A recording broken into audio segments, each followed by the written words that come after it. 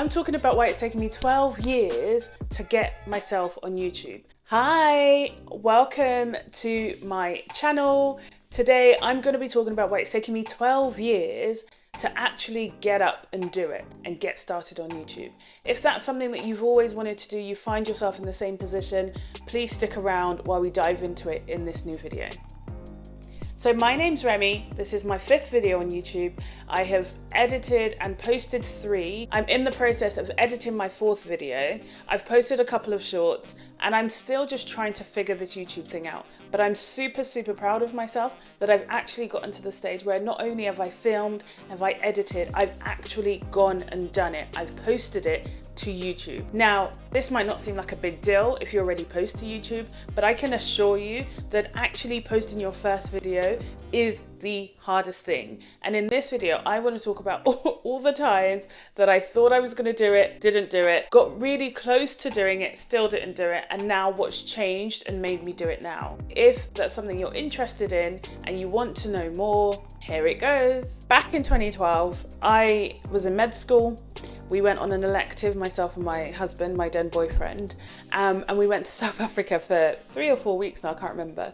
And I had a camera, I think he'd bought it for my birthday, and I was like, yes, Remy, this is the perfect opportunity. You're not in university, you're gonna have all this free time.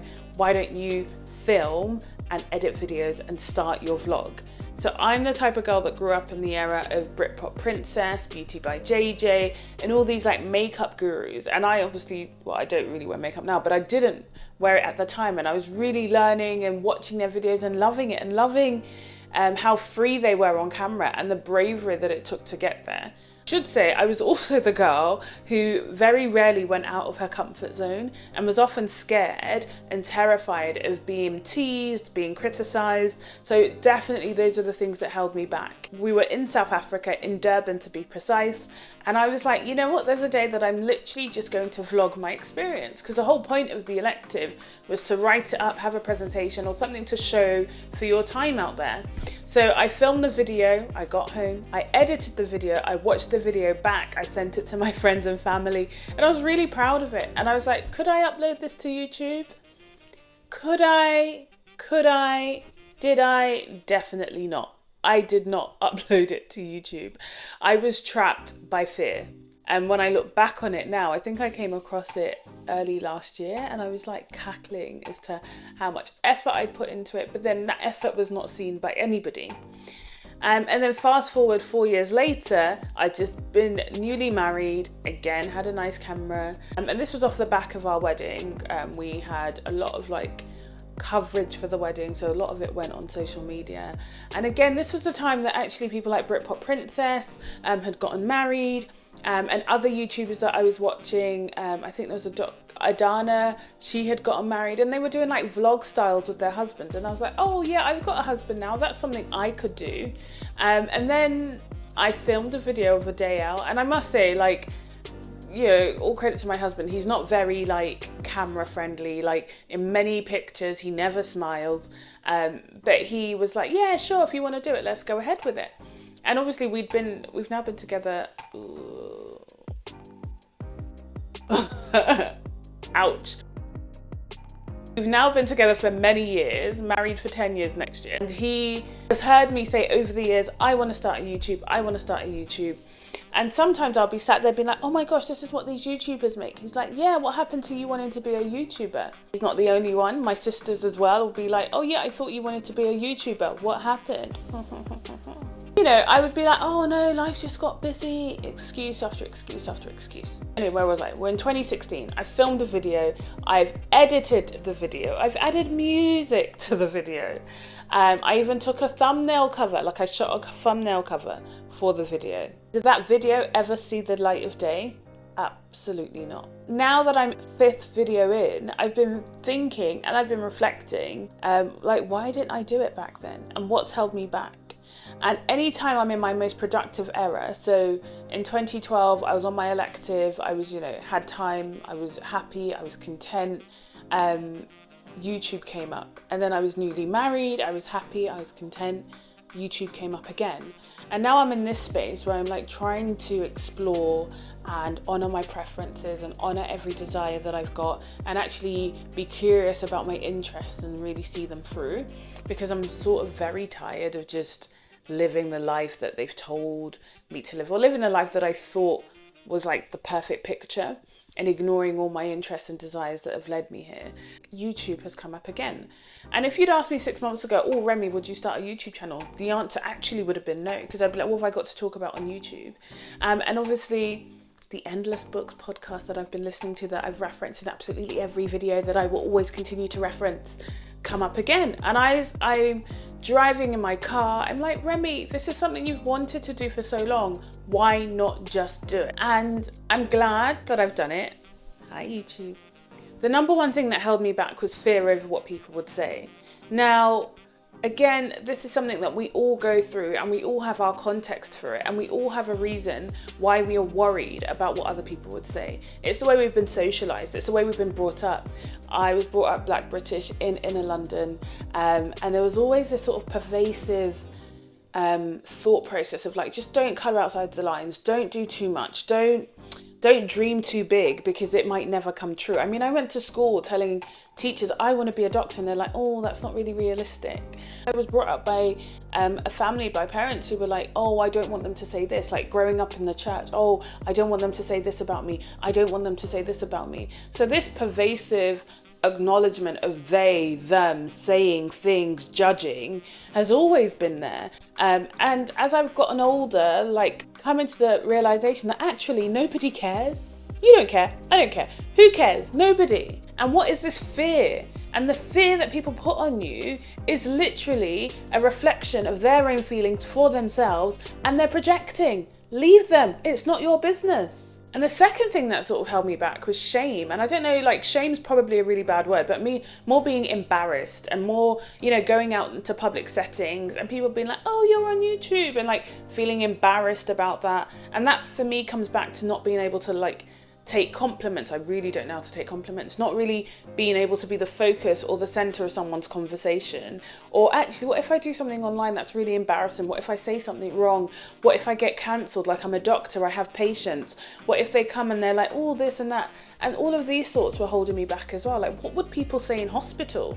So again, like there are people nowadays, it's not too bad, but at the beginning stage of my career, medic influencers were really not ridiculed, but also almost like looked down upon from their colleagues. And you think about that, like you're like, where does that come from? And again, it comes from the idea that people will only limit you to what they've limited themselves to. And the other day I told my brother-in-law about my channel. I said, oh, have a look at my videos, but don't share it because I'm still not putting myself out there. And that's true, hands up. I'm filming these videos, I'm editing them, I'm making them public knowledge, but I'm not sharing them within my own circle. And purely because some of these things still come to play, like what will people say? And he said, who would care? And I was like, actually, I just feel like being in my profession, people do have stuff to say, people do care, people will judge you. Purely because it's just a little bit outside the norm. Now medical influencers are well known, but sometimes they're still ridiculed in conversations. And again, that's coming from a place of jealousy of, oh, what have they got to say that I don't? Well, the difference is they're doing it and you're not. And then the third thing that held me back and still holds me back is being seen as a copycat. Now, again, growing up Black British, don't be a beg. Don't be a beg. Like that's literally stuff I've heard my whole life. You can't do this because you're copying. And you're like, okay, but who has an original idea? What's brand new? Tell me, what is brand new under the sun? And these are questions I'm telling myself because I'm like, Remy, get over yourself, get over it. But it still has held me back, still does to some extent. Like you don't want to be seen as being being a copycat. You don't want to be seen as like, oh, Beauty by JJ does makeup, I'm gonna go do makeup because, oh, there's not enough space at the top. Oh no, we're all crabs in a bucket. We must drag each other down. And all these things that come up and up and up again, we really need to reflect, where do these ideologies come from? Is that a reflection of me or is it a reflection of somebody else? Am I internalizing somebody else's fear? And for too long, I feel like I've been internalizing fear that comes from other people and nothing to do with me. off the back of being called a copycat, my fourth concern was, do I genuinely have a voice? Do I genuinely have something unique to add? And I just think that that's something that comes from a place of insecurity, and that's something we have to work on. You're unique. I know there's a lot of noise on YouTube about finding a niche, but surely, like, we as individuals are all unique. My experiences are not your experiences. I've got 4 sisters, house full of girls. My experiences are not their experiences. They can't speak for me, I can't speak for them. And if we think about what makes us unique, then it means that we all have a unique story to tell. We all have a creative outlet. How many movies have we watched that we're like, oh, that wasn't very good? Okay, if it wasn't very good, then why aren't you in the arena? Why aren't you speaking for the people that look like you or sound like you or are just close to where you're at? And I just think that if I go through my day-to-day life, when I'm in spaces, like, I genuinely feel like my soul gets fed by genuine personal interactions with people, and I'm having conversations and we're all in the same boat. We're all trying to lift each other up. We're all trying to encourage each other to strive for more, to step out of our comfort zone, to feel the fear and do it anyway. And I'm like, if I'm having these conversations in my social circle, surely then that's beneficial to somebody online. It might not be, but even if it isn't, surely I owe myself a duty to explore my interests and to find my creative outflow and to speak. I love to talk. So why not just do it on camera? You know, and even that is unique. And finally, there's just a fear of being visible. I think we feel, well, I definitely know that I feel uncomfortable with visibility. And I don't know where that comes from. And I don't know why that's the case. I posted something on LinkedIn a couple of weeks ago. And in it, I talk about where I was at a conference and I put my hand up and I asked a question, but my heart was beating so fast, like I was genuinely so scared. And it's just made me think about how much fear is holding me back from being true to myself by stopping me contributing to things. And I remember hearing in a book the importance of having your voice heard at all times. And it's not even necessarily for the group, because yes, you have something to add. I 100% believe that we all have something to add. But also to build your own confidence that actually the more I speak, the more I have to add. I don't know if that makes any sense at all. And I've been mulling over this idea of, if you don't use it, you'll lose it. And are we losing our voices by not using them? And even in the last 4 weeks where I've been filming videos, what's been coming to me is ideas of videos, ideas of script. And those are really the things that come up for me as to why I'm like, why didn't I do this 12 years ago? Why didn't I start? And my sister has a YouTube channel, which I was reminded of this weekend as well. And I went on her channel and she has 3 amazing videos. And I sat down and had a chat with her and I'm like, why, if you had carried on that trajectory, girl, like, you know, she'll be like, oh, Remy, you've inspired me to restart my YouTube channel. I'm like, why? The fact that I know that it has motivated her and I go on her channels and she has motivated me, I'm like, Remy, just keep going. A video a week, just keep going. You love to chat, put the camera on, film for 20 minutes and see what comes from it. So my epilogue today is, what is my why?